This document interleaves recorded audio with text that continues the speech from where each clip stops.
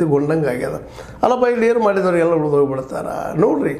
ಈ ಒಂದು ವಿಜಯ ಮಲ್ಯ ಆಗಿರ್ಬೋದು ಅಥವಾ ಇನ್ನುಳಿದ ಅನೇಕ ಜನ ನಮ್ಮ ದೇಶ ಬಿಟ್ಟು ಹೊಡೆಯೋರು ಸಾವಿರಾರು ಕೋಟಿ ರೂಪಾಯಿಗಳನ್ನ ಮುಳುಗಿಸ್ಕೊಂಡ ಬ್ಯಾಂಕಿಗೆ ಡೂಬ್ ಹಾಕಿ ಅವ್ರು ಯಾರಿಗೂ ಶಿಕ್ಷೆ ಅಲ್ಲ. ಅವ್ರಿಗೆ ಆರಾಮಾಗಿ ಚೌಕಸಿ ಗಿಕ್ಷೆ ಅಲ್ಲ ಅನ್ನೋಂಥವ್ರನ್ನ ಹಿಡ್ಕೊಂಡು ಬಂದಿದ್ದೀವಿ ಮಾಡ್ತೀವಿ ಅಂತ ಇದ್ದಾರೆ. ಆದರೆ ಇನ್ನೂ ಎಂದು ಬರೋದವರು ಎಂದು ಶಿಕ್ಷೆ ಆಗೋದು ಅಂತ ಅಂದ್ರೆ ಈ ದೇಶದಲ್ಲೇ ತಿಮಿಂಗಿಲಗಳು ಸಿಗೋದಿಲ್ಲಪ್ಪ ಅಂತೇಳಿ ಒಂದು ಮಾತು ಅದು ಈಗ ರುಜು ಆಗ್ತಾ ಇದ್ದೀನೋ ಅಂತ. ನಿಧಾನಕ್ಕೆ ಈಗಾಗಲೇ ಗವಾಯಿ ಅವರು ನಮ್ಮ ಸುಪ್ರೀಂ ಕೋರ್ಟ್ CJI ಅವರು ಒಂದು ಕಡೆ ಅಂದಿದ್ದಾರೆ. ಅದನ್ನು ನಿಧಾನಕ್ಕೆ ಜನರ ವಿಶ್ವಾಸ ನ್ಯಾಯಾಂಗದ ಮೇಲೆ ಹೋಗ್ತಾ ಇದೆ, ಅದು ನಾವೆಲ್ಲರೂ ಉಳಿಸ್ಕೋಬೇಕಾಗ್ಯದ ಅಂತೇಳಿ.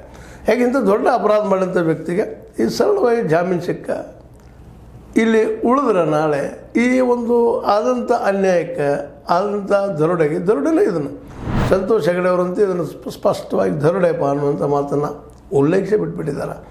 ಇವ್ರ ಕೆಲಸಗಳ ಬಗ್ಗೆ ಟೀಕೆ ಮಾಡಿದ್ದಾರೆ, ಅದ್ರ ಬಗ್ಗೆ ತನಿಖೆ ಮಾಡಿದ್ದಾರೆ, ರಿಪೋರ್ಟ್ ಒಪ್ಪಿಸಿದ್ದಾರೆ. ಅವ್ರಿಗೂ ಏನು ಅನಿಸ್ತದಪ್ಪ ಇದು ನ್ಯಾಯಾಂಗದ ಬಗ್ಗೆ ಹಿಂಗಾದಾಗ ಸಹಜವಾಗಿ ಅವರೊಬ್ಬರು ನ್ಯಾಯಾಧೀಶ ಆಗಿದ್ದಂಥವ್ರನ್ನ ಇವರಿಗೆ ಮತ್ತು ಅದರಲ್ಲೂ ಇನ್ನೂ ಭಾಳ ಪ್ರಮುಖ ಅಂತಂದ್ರೆ ಇಂಥ ಒಂದು ನಿಸರ್ಗದ ಮೇಲೆ ಅನ್ಯಾಯ ಆಗಿರ್ಬೋದು, ಜನರ ಮೇಲೆ ಅನ್ಯಾಯ ಆಗಿರ್ಬೋದು, ದೊಡ್ಡ ಲೂಟಿಕೋರರಾಗಿರ್ಬೋದು, ಇವರು ಸಲುವಾಗಿ ನಿರಂತರವಾಗಿ ಹೋರಾಟ ಮಾಡುತ್ತಿರುವಂಥ ಪರಿವರ್ತನಾ ಸಮಾಜದ ನಮ್ಮ ಲೀಡರ್ ಅವರು